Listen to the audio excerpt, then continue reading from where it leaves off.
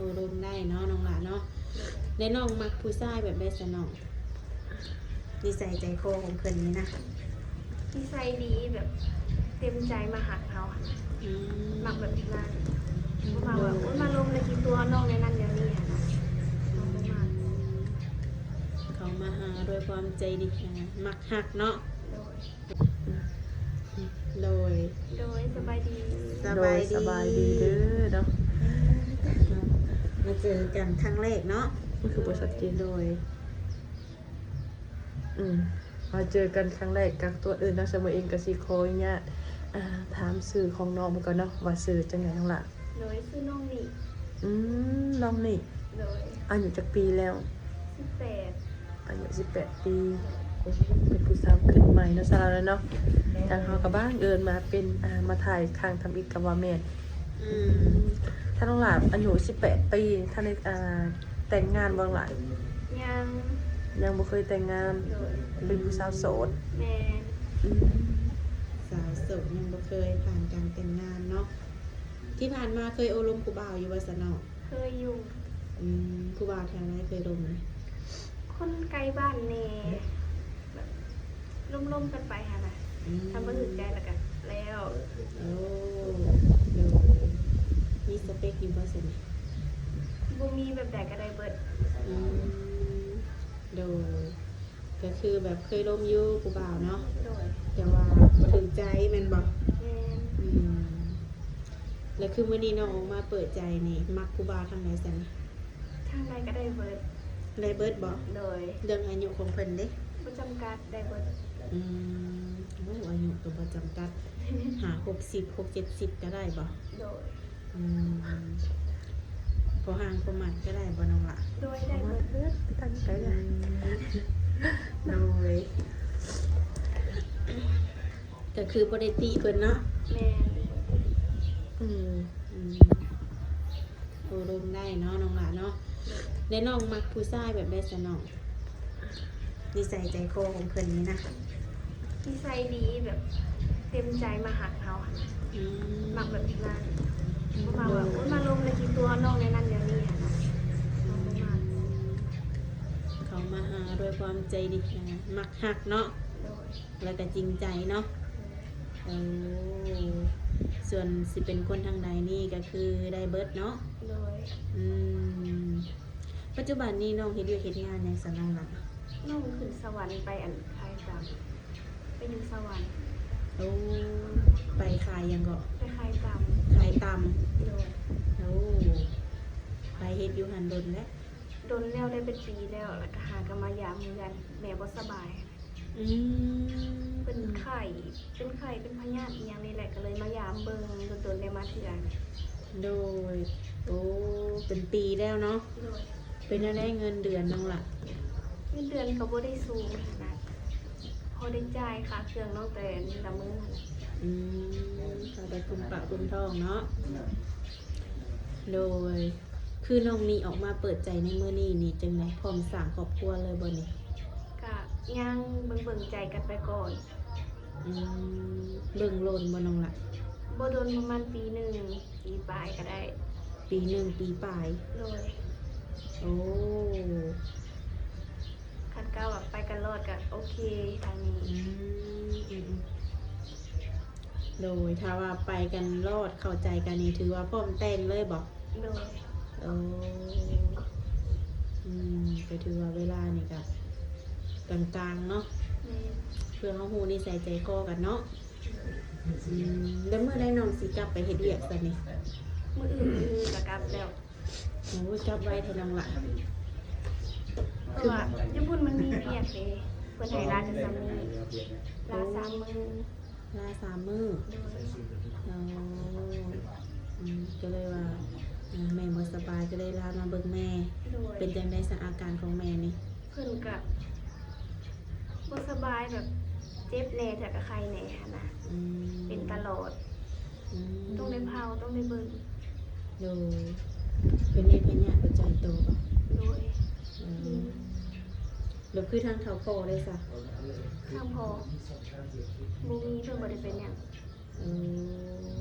โดยแต่ว่าแม่น้องนี่อยู่เฮือนกับพ่อบ่ โดยกับพ่อกับน้องแล้วก็มีอีกเอื้อยใหญ่ผู้หนึง โอ้ เพิ่นก็ไปเฮ็ดงานเพิ่นไปกัน คือแต่ละคนนี่มีหน้าที่การงานเนาะ โดย พอถึงเรื่องน้ำนมแล้วน้องลาเนาะถ้าเกิดว่าน้องมีสามีนี่ไปอยู่น้ำได้บ่นี่ ได้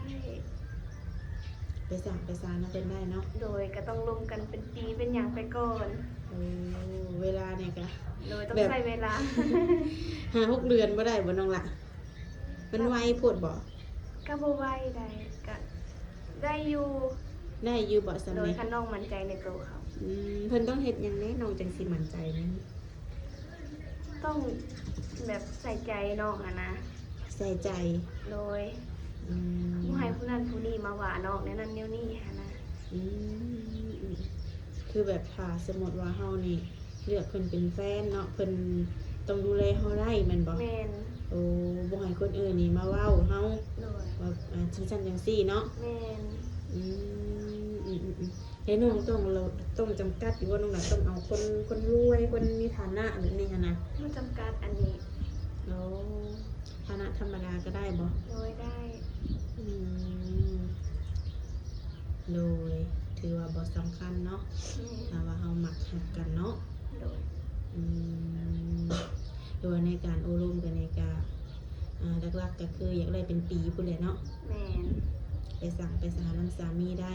โดย แล้วคือน้องไปเฮ็ดเวียกในกะสิว่างโอรมผู้บ่าวอยู่ว่าซั่นนี่ ก็ว่างอยู่ พอลงได้อยู่บ่ โดย มื้อหนึงนี่น้องพอมีเวลาช่วงไหนแน่จ้ะ ช่วงตอนบ่าย โดย มีแต่ตอนบ่าย โอ้ มีเวลาก็ประมาณชั่วโมง2 ชั่วโมงแล้วก็แขกเข้าต่ออีหยังก็หาแขกต่อ อืม มันสิเป็นว่างตามเวลา อืมเปิดห้างจังโมงล่ะปิด เปิด8 โมงเช้าปิด9 โมง โอ้ขายแต่ต่ำบ่น้องล่ะ ขายตำขายเผลอ โอ้โอ้คือน้องนี่ไปเป็นเด็กเซิร์ฟบ่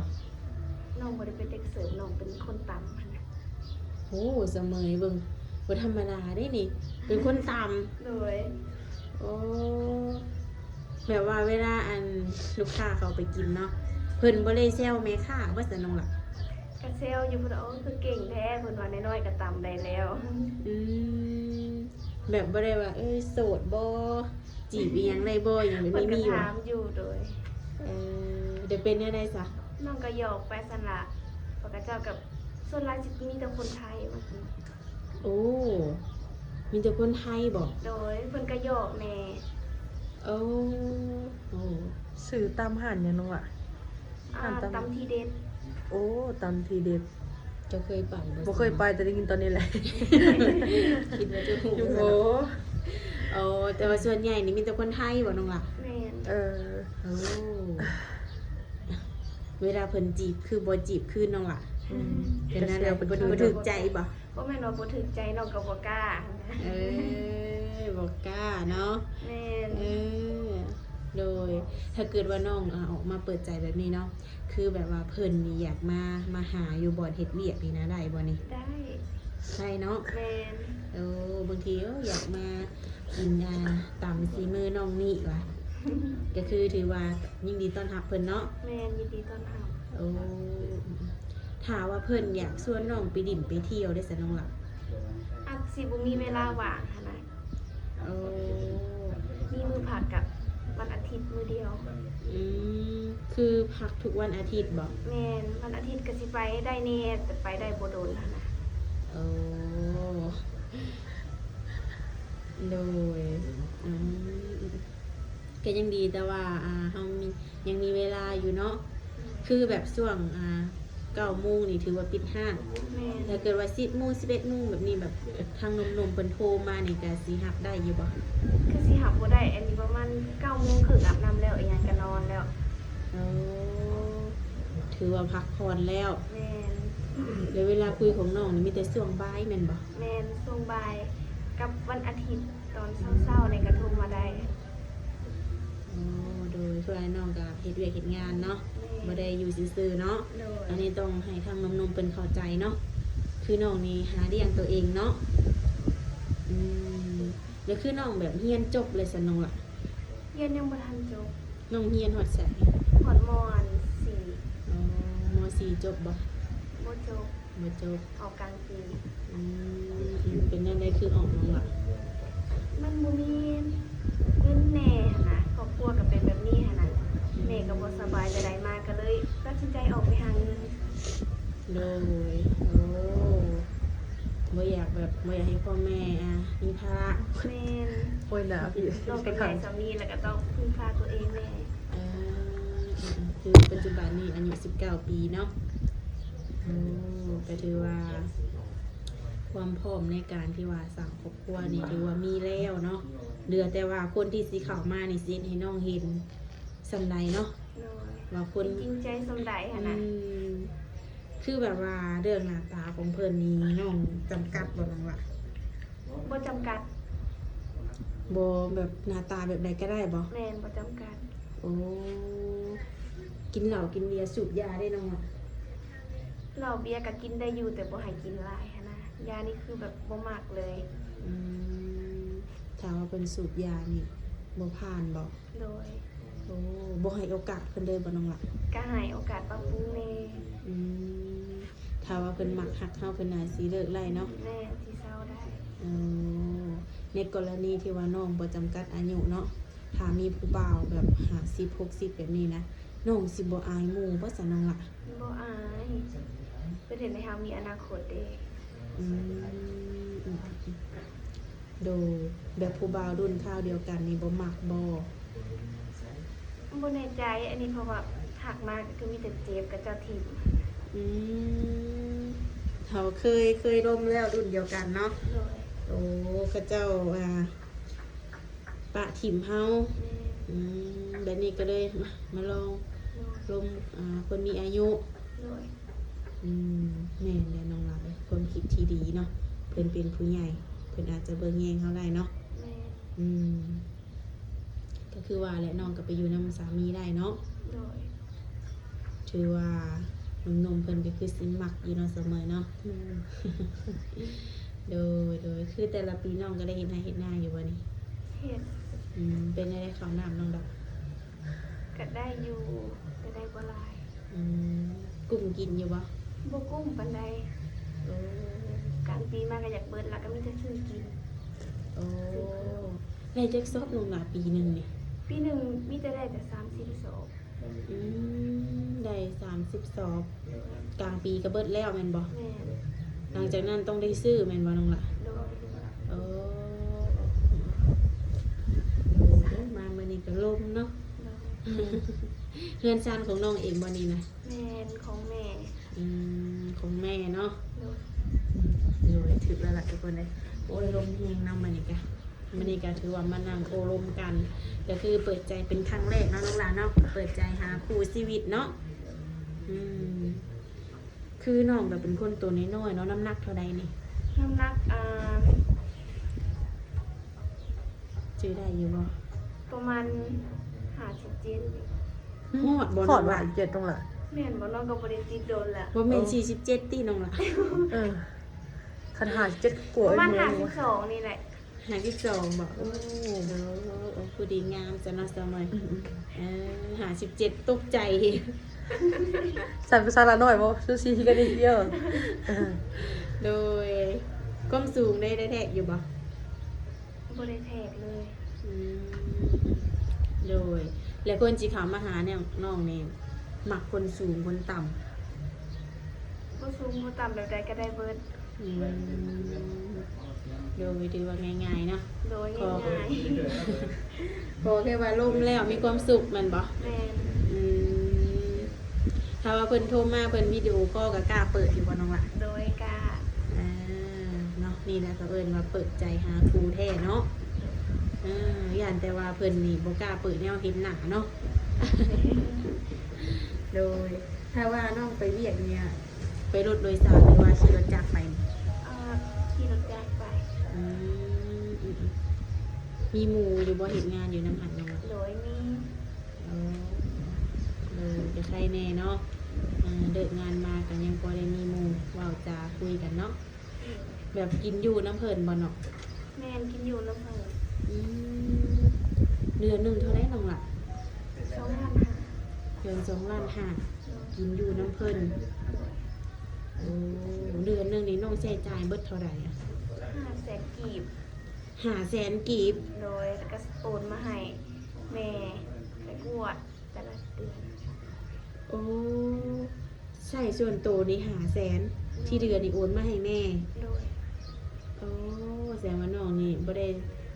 ด้ใช้จ่ายหยังฟุ่มเฟือยเนาะแบบเลิกงานแล้วก็แบบบ่ได้พากันไปดิ่นไปหยังบ่ซั่นน้องล่ะ บ่ได้ไป อืม บ่ได้สู่ไปกลางคืน โอ้